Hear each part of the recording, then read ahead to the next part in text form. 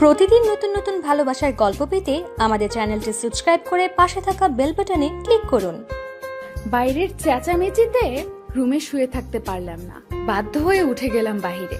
বাহিরে গিয়ে তো আমি অবাক। এই অনিশিলা, এই আর তোর সাথে কোনো প্রকার কথা নাই। দেখ, অভিমান করে লাভ নেই, কারণ আমার বিয়ে হয়ে যাচ্ছে। অভিমান করে থাকতে পারবি না, চলে আয় বুকে। আমি বলতে দেরি, কিন্তু ওরা দুজন দৌড়ে এসে আমার বুকে ঝাঁপিয়ে পড়তে দেরি নেই। জানিস তোকে কত মিস করতেছি আমরা কতবার। থাক, আর ঢং দেখাতে হবে না। যদি আমাকে এতই মিস করতিস তাহলে দেখার জন্য অন্তত একবার চলে আসতিস। এরকম করে সেলফিশের মতো দূরে দূরে থাকতিস না। দেখ, আমি এসব নিয়ে কোনো কথা বলতে চাচ্ছি না। এখন তুই বল, আমাদের জিজু কেমন? মেবি অনেক কিউট অ্যান্ড রোমান্টিক, তাই না? তারপর ওদের সাথে সবকিছু শেয়ার করলাম। ইস, তোর মতো যদি আমার একটা বর থাকতো তাহলে তো মজাই আলাদা হইতো। টেনশন করিস না, হয়ে যাবে। আজকে তো মনে হয় ওনার অনেক ভাই কাজিন আসবে, তাদের মধ্যে একজনকে বেছে নিস। কথাটা কিন্তু একদম মন্দ বলিসনি। একজনকে বেছে নিতে হবে, তাহলে দেখা যাবে যে আমাদের খুব তাড়াতাড়ি দেখা হবে, আড্ডা দিতে পারবো। আমরা তিনজন জমি আড্ডা দিতেছিলাম, এর মাঝে আম্মু আমাদের রুমে চলে আসলো। এখানে আর বসে না থেকে সবাই বাহিরে আসো, হলুদের অনুষ্ঠান শুরু করব। বরপক্ষ থেকে লোক এসেছে। আন্টি, আপনি নিচে যান, আমরা দীপাকে নিয়ে আসতেছি। তারপর আম্মু চলে গেল আর আমরা কিছুক্ষণ পরে নিচে চলে আসলাম। নিচে এসে দেখি ছোট একটা স্টেজ তৈরি করা হয়েছে, আমাকে সেখানে নিয়ে গিয়ে বসানো হলো। তারপর একে একে সবাই আমাকে হলুদ মাখিয়ে মিষ্টি মুখ করিয়ে যাচ্ছে। বেশ মজাই লাগতেছে, অনেকেই আমার সম্পূর্ণ মুখেই হলুদ মেখে দিচ্ছে। সবাই কি খুশি, সবাই অনেক আনন্দ করতেছে, অনেক মজা করতেছে, সবার মুখে হাসি খুশি। কিন্তু একটা বিষয় খেয়াল করলাম, আমার ভাইটাকে এখনো দেখতে পেলাম না আমি। আমার মনটা নিমিষেই খারাপ হয়ে গেল। আমি চারদিকে আমার ভাইকে খুঁজতে লাগলাম, কিন্তু দেখতেই পাচ্ছি না। আর ওইদিকে এই যে ভাইয়া, তাড়াতাড়ি ঘুম থেকে উঠে পড়, আম্মু রাগ হইতেছে। আজকে না তোর গায়ে হলুদ, তুই এখনো ঘুমিয়ে আছিস? তোর কি কোনো কাণ্ডজ্ঞান নেই? চুপ থাকতো। গায়ে হলুদ তো কি হয়েছে? আমি বিয়ে করব না, যা ভাগ এখান থেকে। মানে তুই কি বলতে চাচ্ছিস? তুই না বললি বিয়েটা করবি, এখন তুই বলছিস বিয়ে করবি না? মানে তুই কি আব্বু আম্মুর আমার মান সম্মান রাখবি না নাকি? সেটা তোকে ভাবতে হবে না। আমার ঘুমে ডিস্টার্ব করিস না, যা ভাগ এখান থেকে। দাঁড়া, আমি আম্মুকে গিয়ে বলে দিচ্ছি যে তুই বিয়ে করবি না, তারপর দেখ মজা কেমন লাগে তোর। বলছি না বিয়ে করব না, তার মানে বিয়ে করব না। তুই এত কথাটা পেঁচাচ্ছিস কেন? যা ভাগ এখান থেকে, আমার ঘুমে ডিস্টার্ব করবি না।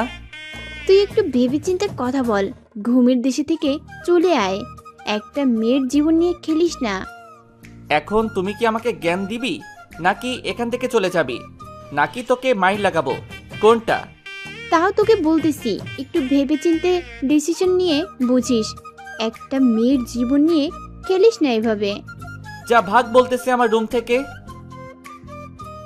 ছুটকি আর কিছু না বলে চুপচাপ আম্মুর কাছে চলে গেল। আম্মু, এদিকে একটু আসো তো, তোমার সাথে কিছু কথা আছে। তোর আবার কি হইল? তোর ভাইয়াকে না তোকে ডাকতে পাঠাইলাম, কি বললো? ভাইয়া এখন বলতেছে বিয়েটা নাকি করবে না। কি, ওর কি মাথা ঠিক আছে নাকি পাগল টাগল হইল? ওর জন্য ওর আব্বুকে কত করে ম্যানেজ করলাম, আর ও এখন বলতেছে বিয়ে করবে না? এটা কি পুতুল খেলা নাকি একটা মেয়ের জীবনে খেলা? এটা ঠিক না।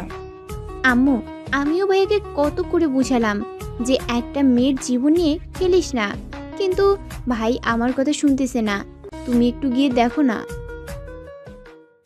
এইদিকে আমার চোখ দুটো শুধু আমার ভাইটাকে খুঁজতেছি, কিন্তু কোথাও দেখতে পাচ্ছি না। একে একে সব মেহমানরা আমার গায়ে হলুদ মাখিয়ে দিচ্ছে। আমার সেদিকে কোনো ভ্রুক্ষেপ নেই এই নিয়ে, কারণ আমার মনটাই ছটফট করতেছে আমার ভাইটাকে দেখার জন্য। হঠাৎ করে আমার চোখ আটকে গেল একটা চেয়ারে, দেখলাম আমার ভাইটা ওখানে বসে আছে। আমি তাকে ইশারা করে ডাক দিলাম আমার কাছে। যেই আমার ছোট ভাইটা আমার কাছাকাছি চলে এসেছে, আমি তার মুখের দিকে তাকিয়ে অবাক হয়ে গেলাম। কারণ বুঝতে পারলাম হয়তো সারা রাত কান্না করেছে। চোখ দুটো কেমন ফুলে গেছে, লাল হয়ে গেছে, চেহারাটা কেমন ফ্যাকাশে হয়ে গেছে। ওর এই অবস্থা দেখে আমার বুকের ভেতরটা দুমড়ে মুচড়ে উঠল। আমি আর নিজেকে ধরে রাখতে পারলাম না। আমি আমার ছোট ভাইকে আমার বুকে টেনে নিয়ে অনেক জোরে জোরে কান্না করতে লাগলাম। হয়তো আমার জন্য সে কান্না করতেছে। আমার সাথে সাথে আমার ভাইও কান্না করতে লাগলো আর বলতে লাগলো, আপুরে, এখন থেকে আমি কার সাথে বাইরে হাঁটতে বেরাবো, কার সাথে আমি দুষ্টুমি করব, কার সাথে রাগ অভিমান করে থাকবো, বলতে পারিস আপু? আমি কিছুই বলতেছি না, ওর কথা শুনতেছি, আরো অনেক জোরে জোরে কান্না করতেছি।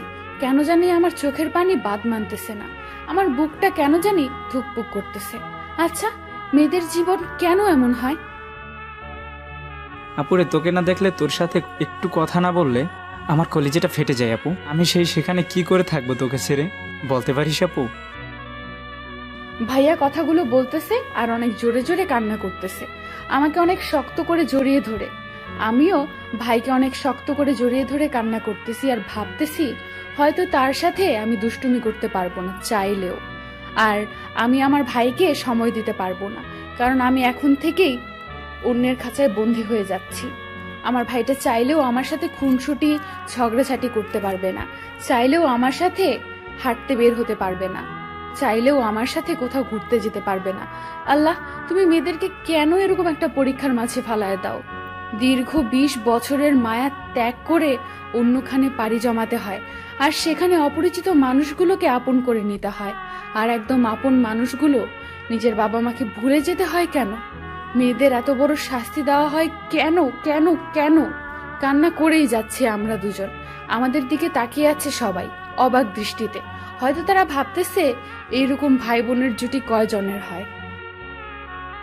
এই পাগল পাগলি, এভাবে কান্না করতেছিস কেন? এটাই মেয়েদের জীবন, এটা আমাদেরকে মেনে নিতে হয়, এটাই সমাজের নিয়ম। এটাকে খণ্ডন করা কারো পক্ষে সম্ভব না। আদিকাল থেকে এই রীতিনীতি চলে আসছে, এটা আমাদেরকে মেনে নিতেই হবে। যেমন আমি একদিন আমার বাবা মাকে ত্যাগ করে অপরিচিতকে আপন করে নিয়েছি, ঠিক তেমন তোকেও আমাদেরকে ভুলে গিয়ে তোর শ্বশুর শাশুড়িকে আপন করে নিতে হবে। এটাই বাস্তবতা, আর এটাই মেয়েদের জীবন। আম্মু কথাগুলো বলতে বলতে ভাইকে আমার বুক থেকে টেনে আলাদা করে নিল এবং আম্মু ভাইকে জড়িয়ে ধরে কান্না করতে লাগলো। আমার বুকটা হাহাকার করতে রাখলো। হায় রে জীবন! আশেপাশে তাকিয়ে দেখি সব মেহমানদের চোখে পানি। বুঝতে পারলাম তারা হয়তো অনুভূতিটা বুঝতে পেরেছে। হঠাৎ করে মিউজিক বাজতে লাগলো, আমি সহ সবাই চমকে উঠলাম। আর ওইদিকে, এই মাহিন, তোর কি হয়েছে রে? এসব কি কথা বলতেছিস তুই? তুই কি একটা মেয়ের জীবনে খেলতে পারিস? এটা কি ঠিক? এটাই কি আমি তোকে শিক্ষা দিয়েছি? আমরা তাদেরকে কথা দিয়ে ফেলেছি। কথা দিয়েছি তো কি হয়েছে? আমি বলছি তো বিয়েটা করব না তো করব না, আর একটা কথা হবে না এখানে। Just stop. তুই আমার ছেলে হতেই পারিস না, কারণ আমার ছেলে এতটাও বেয়াদবি আমার সাথে করে না। আর আমি যখন তাকে ঝাড়ি মেরে কথা বলি, সে কথা বলার সাহস পর্যন্ত পায় না। তুই সেখানে আমার সাথে উল্টা ঝাড়ি মারতেছিস, তার মানে তুই আমার ছেলে হতেই পারিস না। কি বুঝেছো আম্মু? তাহলে এই ছেলেটাকে? আরে আম্মু, কি বলতেছো? আমি তো মাহিন। না, তুই আমার ছেলে হতেই পারিস না। আরে আমি তো মজা করতেছিলাম, তুমি আমার মজা বুঝো না? তুমি তো দেখতে পাচ্ছ আমি হেসে হেসে কথা বলতেছি, সিরিয়াস মুডে না। এখন যদি তুই বিয়ে করতে চাস তাহলে আমি তোর বিয়েটা করাবো না, কারণ আমি এই বিয়েটা ক্যান্সেল করব। আরে এসব কি বলতেছো? আম্মু প্লিজ ক্ষমা করে দাও। আসলে আমি চাইছিলাম যে তোমার সাথে একটু মজা করি, কিন্তু তুমি সিরিয়াস হয়ে গেছো, বুঝতে পারিনি। তোর মজা তোর কাছেই রেখে দে, আমাকে দেখাতে আসবি না। আমি বলতেছি তো বিয়েটা ক্যান্সেল করে দিব। আম্মু না না, প্লিজ প্লিজ, তোমার পায়ে পড়তেছি, আর কখনো এরকম করব না। আম্মু, বজ্জাতের এইবার শিক্ষা হয়েছে, শাস্তি দেওয়া ঠিক হবে না। এখন তাড়াতাড়ি ওকে নিয়ে চলো। তারপর আমাকে নিয়ে গিয়ে একটা ছোট্ট স্টেজের উপর বসিয়ে দিল। আমি চারিদিকে তাকিয়ে দেখি বাসায় মেহমান দিয়ে ভর্তি। এত তাড়াতাড়ি এত মেহমান আসবে কল্পনাও করতে পারিনি। আমি বসা মাত্রই একে একে সবাই হলুদ আমার মুখে মাখিয়ে দেওয়া শুরু করলো। দাদি ভাবি নানিরা মজা করে তো আমার সম্পূর্ণ মুখে হলুদ মেখে একদম শেষ করে দিচ্ছে। এত কষ্ট জানলে কখনোই অনুষ্ঠান করে বিয়ে করতাম না। এত মানুষ বসে থাকতে থাকতে আমার কোমর ব্যথা হয়ে গেছে। বেশ কিছুক্ষণ পর হলুদের অনুষ্ঠান শেষ, আর ওইদিকে ভিডিওটি কেমন লাগলো? ভালো লাগলে একটি লাইক করে কমেন্ট করে জানান। আর এরপর কি হয়েছে জানতে চাইলে সাবস্ক্রাইব করে পাশে থাকা বেল আইকনটি অন করে রাখুন।